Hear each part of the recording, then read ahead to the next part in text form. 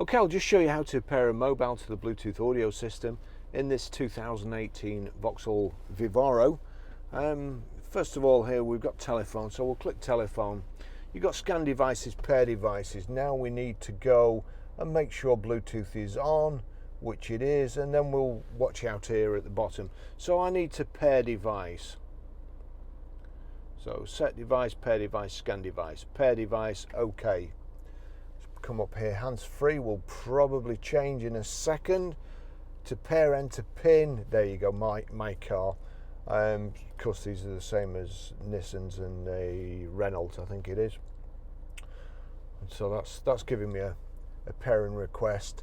The first one said 0, but then it gave me a proper pin.